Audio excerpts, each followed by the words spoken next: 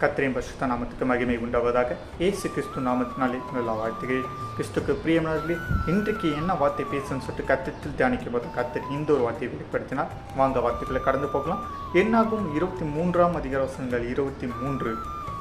யாக்கோப்புக்கு விரோதமாய் மந்திரம் இல்லை, இஸ்ரவேலுக்கு விரோதமாய் குதி சொல்லுவதும் இல்லை. ஆமீன். யாரெல்லாம் வசனத்தை விசுவாசிக்கிறீங்க? கிறிஸ்துக்கு பிரியமானவர்களே, இன்றைக்கு கூட நீங்கள் இந்த ஒரு விஷயத்தை குறித்து கவலைப்பட்டு கொண்டு இருக்கலாம்.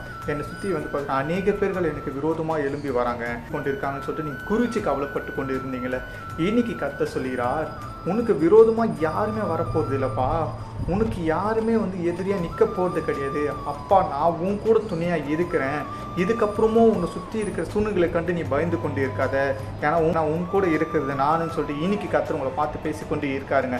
இன்னைக்கு நீங்கள் இதை குறித்து பயந்து கொண்டு புலம்பி கொண்டு இருந்தீங்கன்னா இந்த விஷயத்தெல்லாம் விட்டு தேவனை நோக்கி போய் அமர்ந்துருங்க. நிச்சயமாக தேவன் உங்களை அந்த விஷயத்துலேருந்து காப்பாற்றுவார். ஸோ அவர் கொடுத்த வார்த்தைகளையும் வசனங்களையும் விசுவாசி கர்த்தருக்குள் மகிழ்ச்சியாருங்க. கர்த்தர் தம்பவும் நம்ம கேட்ட வார்த்தைகளையும் வசனங்களையும் வாசிப்பார்.